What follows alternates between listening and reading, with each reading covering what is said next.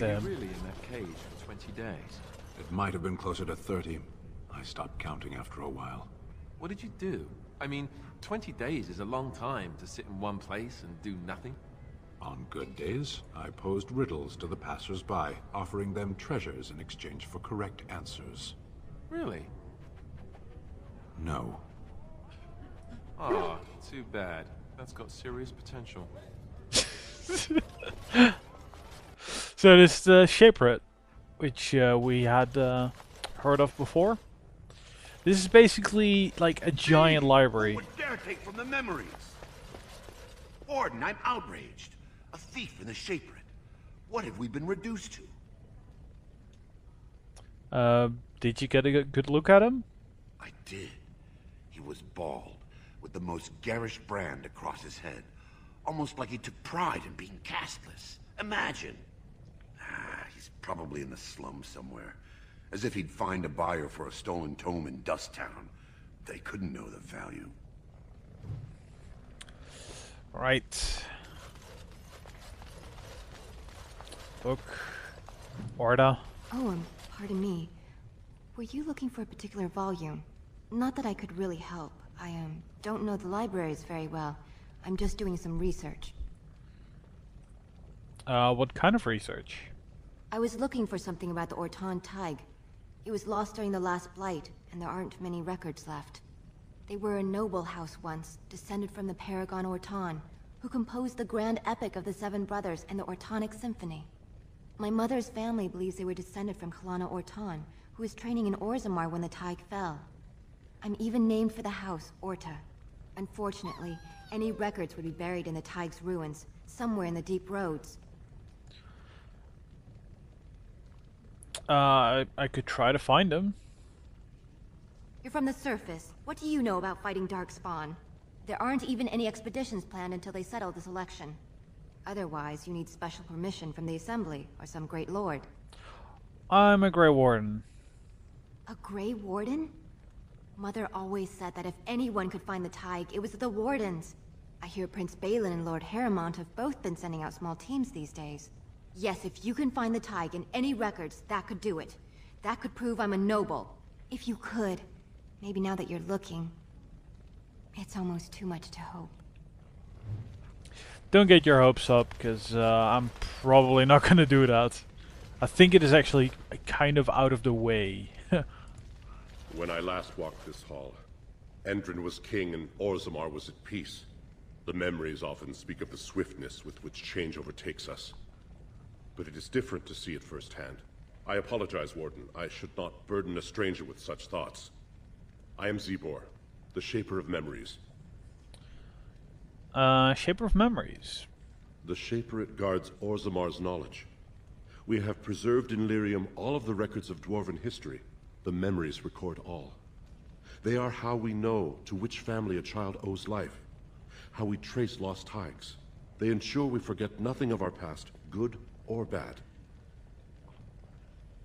Okay, I would like your permission to open a chantry here. That is an odd request, especially for one so new to our city.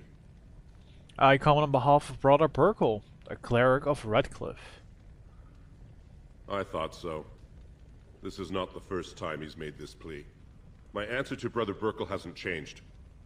So I ask you the same. On what basis would you have me insult the ancestors and overturn 2,000 years of tradition? 3 possible ways to convince him. Cool.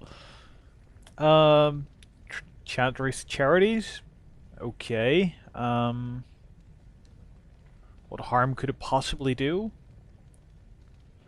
Or intimidate? No, I don't want to intimidate the guy. No, the Chantry's charities could greatly aid Orzammar. You know, improve relations and all that. What sort of charities do you mean? The Chantry will educate children. Provide work for the castless as well. Widows and orphans as well. I mean, do these people really care too much about education? Not really. Considering they just grow into whatever they do. Chantry cares for widows and orphans. Traditionally, that is their extended family's responsibility, but sometimes people fall through the cracks. Very well, he may hold a prayer meeting as he requested, if not build a new temple to his god. At least the words would come from one of our own. Now, is there anything more? Tell me some of Orzamar's history. We were a great empire once, outnumbering even humans and elves. We traded with your Tevinter Imperium, and our land stretched as far in the deep roads as theirs did above. Kal Shirok was capital then, but we lost too many battles. We lost our golems, and we lost our territory. Now the Empire is simply ruined tunnels filled with darkspawn. What are the deep roads? They were once our highways beneath the mountains. Now the darkspawn claim them and few venture there, except your order, who enter the deep roads when they retire, so they can die slaughtering as many darkspawn as possible. How did you lose your golems then? The Paragon Caridon, a smith of unsurpassed genius, invented the golems. For years they were our weapon against the darkspawn. One golem is worth a dozen dwarves in battle, but Caridon's Tig is far into the deep roads. When it fell, we lost his secret to creating golems. There are books about it along these walls if you would read more. So what exactly is a Tig? They are to us what a colony is to surfacers. Okay. Where is Kal Shirok? At the other side of the old empire. During the last blight, the kings of Orzammar knew they couldn't hold everything. They sealed the deep roads, abandoning everyone still trapped in far-flung settlements. It was the only way to survive. Kal Shirok is the only other city to outlast the blight. We only rediscovered them recently, and they still haven't forgiven us. Wow, those people must be insanely tough if they could hold their own and protect them from the darkspawn continuously invading. Yeah, enough history. Let's talk basic Orzammar again. I will settle your mind if I can, Warden. What's the difference between an ancestor and a paragon? All dwarves who die return to the stone as ancestors, to guide their families forever. But only one every few generations rises to paragon. A paragon is a dwarf whose accomplishments change Orzammar so much that the Assembly recognizes they've been born blessed. They are venerated as living ancestors and found a new noble house forever bearing their name. And that's what Branka was? Branka is a paragon, now and into death. She was born a smith, but her inventions caught the Assembly's eye. Before she had seen 20 years, she created a smokeless coal. It could burn in a cave without vents and no one would choke from it. It earned her paragon status. Where is she now? She went into the deep roads 2 years ago seeking out secrets of the ancient smiths. She never returned. How did the caste system come to be then? According to our legends, 7 brothers founded our empire. The youngest, Bloadlik, was the wisest and was chosen king. His children formed the noble caste. The eldest, Giachet, trained his sons to defend their king. They became the warrior caste. Shotgyar founded the artisans.